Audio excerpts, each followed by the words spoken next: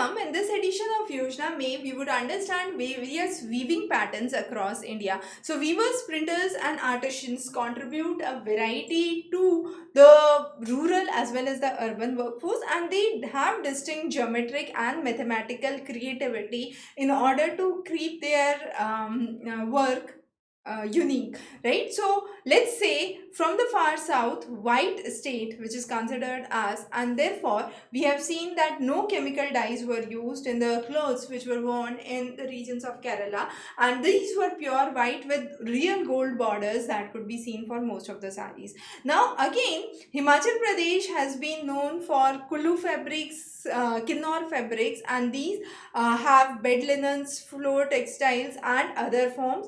Similarly, Chanderi from the regions of Madhya Pradesh is well known. In Maheshwar and Bilaspur, these works have been seen. Chhattisgarh is known for Tussar silk, and there are specific areas known for specific things. We would understand each of these as we proceed. So, for example, in Assam, Mekhla Chador Gamcha is one of the common things. Then in Mizoram, it is the Nigorthek and the Puna Khoroi. Similarly, in Manipur, Infe is again important one. So the list of those are available in the handouts. You can refer those. Now, the most important thing is initially there was only white color that was used. Chemical dyes were brought later. Initially natural dyes were used in the form of indigo. Later on chemical dyes were brought, and these used to give bright color, vibrant colors, and the concept was further elongated to various aspects. Now in this section we would understand the various forms of different weaving, as you can see. So here, rather than going through the theory, the idea is you can diagrammatically see the kind of weaving patterns. So the first one that we would understand is the Pochampalli Ikat. Now this is a weaving which goes in a zigzag fashion, and it is seen in the Nalgonda district in Telangana, and it is considered as an abstract design. The next is Paithani sari. Now this is from the Paithan area of Maharashtra, and it has traditional elements with flowers, vines, and stylized birds forms that could be seen. Patola from Patan is another important, where you have a specific design, and it has been known for double ikat method, where wrap and waist are both considered intrinsically tight, so horizontal as well as vertical weaving patterns are seen.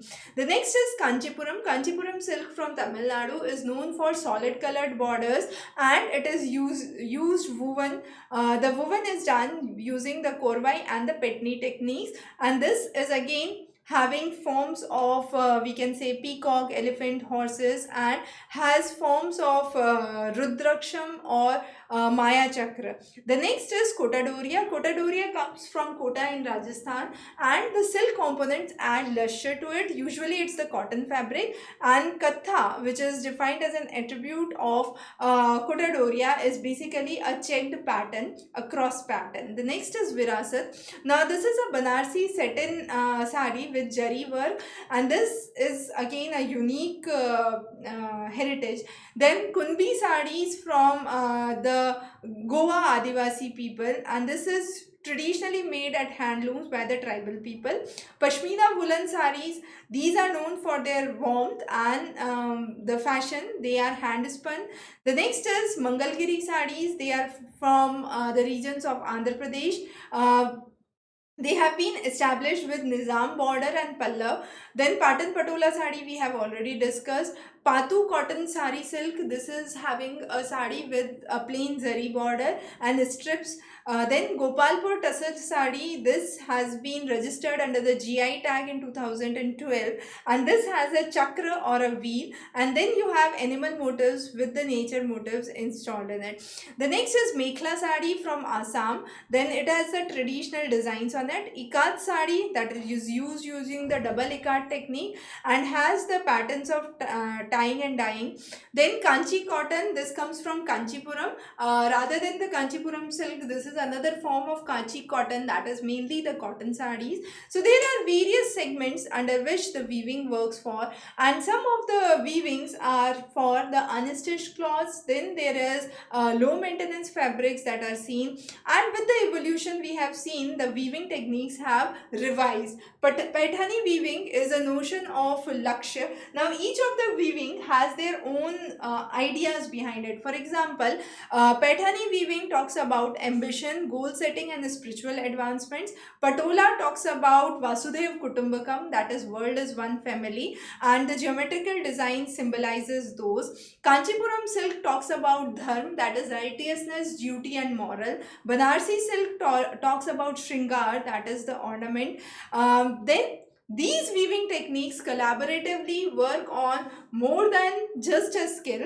They are idea for binding nations, the principles, the past and the present. So even the cultural people come together, and textile production in India has been deep rooted since the time of Indus Valley civilization. Even in the Rig Veda, we have the text mentioning weaving and the importance of weaving, highlighting the importance of textile in Indian culture.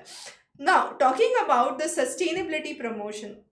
So CCI, which is the Cotton Cooperation of India, plays a crucial role in promoting cotton farming and weaving practices. Kasturi Cotton Bharat is one of the brand which works on the blockchain technology model for revolutionary development. There are traditional weaving patterns which promote social cohesion and economic cooperation. So CCI actually plays an important role in promoting sustainable cotton farming and initiatives for farmers for sustainability. Kasturi Cotton brand, as we said, is one of the initiatives under CCI, and it focuses on the commitment for the local farmers and aims to promote sustainability. Bhujodi weaving is a kind of weaving which is seen from the Kutch area, the Bhuj area, the Kutch Bhuj area, and this talks about geometrical motifs, hues and patterns which have been seen. Shawls, carpets and tapestries have been seen in the Bhujodi work. So this is an example, as you can see,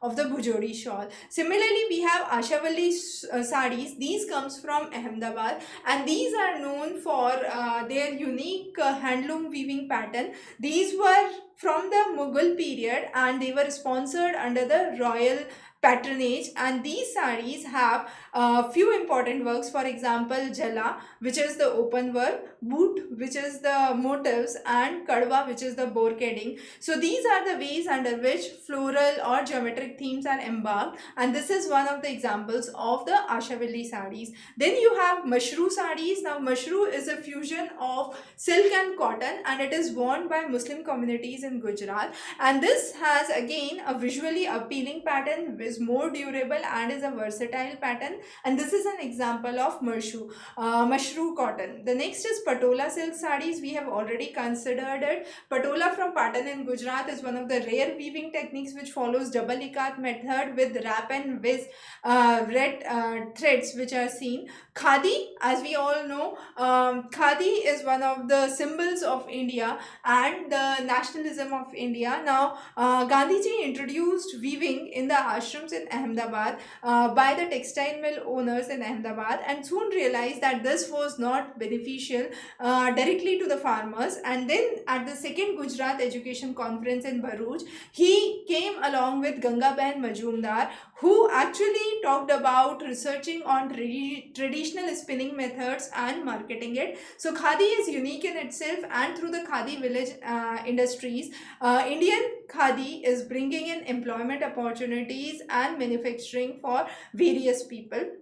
Now, the economics of Khadi is important because Khadi was considered as a way to empower the rural areas or the villages of India. Even villages in India today, some of the villages depend on Khadi as their means of livelihood. But again, this has to be brought into beyond the Swadeshi style, it has to be brought into the fashion style, so that this traditional knowledge and the traditional ideas can come into existence. So, if we take into account of the trading patterns from Greece Greece and Rome in India, we have seen textile designs being showcased even in Ajanta and Ellora.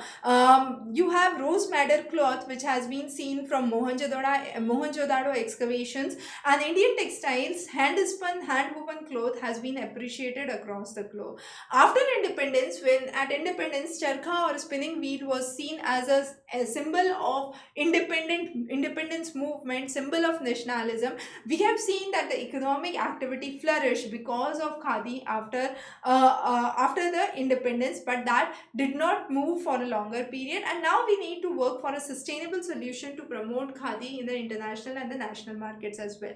The next important is weaving as a livelihood. Definitely, like farming and agriculture, weaving is a source of livelihood for many families, specifically in the rural areas. Hand weaving is considered a better option because it's environmental friendly with no emissions and uses only natural materials. So if it is collaborated with rural weaving patterns and rising e-commerce, this could actually turn out beneficial. Now, what are the kinds of weaves that you can see? So this is an example of plain weaving technique where you have cross-stitch boxes that could be seen, and minimum of two held frames is required for this kind of weaving. Muslin, blanket, canvas are some of the cloths. Twill weaving is one when you have the vertical, which is the wrap, and the horizontal, which is the weft. And these twill weaving is known for diagonal lines that could be created. So as you can see, these are the diagonal lines that are created in the twill pattern. The next is Lenovo weave. Lenovo weave is referred to as gauze or cross weaving technique, and it involves two wrap of yarns that is seen around a welt. So around a welt you have two wraps that are seen, and this is Lenovo. Then we have bagged clothing pattern, which is again one of the forms of weaving where the pattern is visible on other side and not on the is seen on one side, not on the other side. Terry pile is again looped piles of the fabric which is used for turkey towels or terry towels. Velvet is another fabric with cut piles, and this is used mainly for jewelry boxes or automobile upholstery. Satin and satin is again categorized by regular patterns similar to twill weaving, but again it has a pattern of up and down that could be seen. So alternate patterns of interlacing can be seen. Honeycomb weaving is another way through which honeycomb shaped structures can be seen, and both the wrap and the welt moves freely on both sides of the fabric, and therefore this texture is usually a rough texture which is generated. Huckleback weave is a weave where you have which is commonly seen with cotton towels and linen fabrics, and you have two quadrants which enhance the ability to absorb the moisture. So you have two quadrants that could be seen. So this is one quadrant and this is another quadrant. Now the next is crepe weaving. Crepe weaving, it does not have a specific pattern but is similar to a twill. That means you can consider this in some form as diagonal, but it has small patterns or tiny spots that can be seen across the weaving pattern, and this is used for crepe silks. The next is Bedford cord. Bedford cord weave is the weave pattern where you see you have the red boxes that is defined here. Now these create longitudinal wrap lines on the fabric, and this is balanced delicately. The next is welt and pick. Pick includes a smooth fashion or a smooth face of the fabric on both the wrap as well as the welt because it is interspersed with the stitching threads. The next important thing that we would understand is Mocolino weave. Now Mocolino weave, as you can see here, is a four quadrant which has symmetric weaving on the opposite sides, right? And this is perforated and has been used for because it has a symmetric design. The next is lino weave, which we already discussed. Double cloth. Now double cloth has two sets of wraps and wet threads which are used for creating a unique layer of fabric with distinct face on the front as well as on the back surface, and this is useful for decorative textiles, upholsteries and other items. Then there is also a tubular cloth where once it is removed from the loom, the fabric forms a tubular shape, a tube-like shape. Then we have the products from handloom. So Indian handloom is known for its export potential, the craftsmanship, and there are various forms through which it is exported. For example, fulkari from Punjab, chikankari from Uttar Pradesh, Muga silk from Assam, Naga shawls from Nagaland, Pochampalli from Telangana, and so on and so forth. So this handloom sector comes second in India after agriculture sector in terms of employment to the informal sector. India stands as the largest cotton industry, which has nearly 2.4 million looms, and the manufacturing is mainly seen in small villages and smaller towns. There has been top export markets for Indian handlooms. These are mainly United States, UAE, Spain, UK, Italy, and other nations. And as we have seen, the exports have increased over the period, but in the recent past, post COVID, there has been a significant decline in the Indian handlooms that has been seen in the international market. Now, branding of the handloom becomes important. So there is a handloom mark which is given on the various items, and this is known as the Indian Handloom Trademarks Act. So IPR, protection of the Indian handloom product, which talks about protecting the intellectual property of the handloom, brings it under the GI of the Goods Act 1999 and Designs Act 2000 to safeguard the intellectual property rights of the handloom. So GI of the Goods Registration Act 1999 is important because it recognizes the place of origin. It also serves as the various handloom products like Pochampalli Ikat, Chanderi Sari, Solapuri Chadar, Mysore Silk, and so on and so forth. But there are various global opportunities that have to be envisaged, and the codes for the various handloom products have been given here. The HS codes and the codes under which chapter they fall is important. So we do have a complete list here. So you can go through this list, and this would be available in the handouts as well. So you can check the handouts at Exam Race Current Affairs section in the links below. Thanks for joining in, and indeed this was an interesting topic. You can have certain specific questions from this specific field in your examinations. So study well, prepare well. All the best for your upcoming examinations. Thanks for joining in.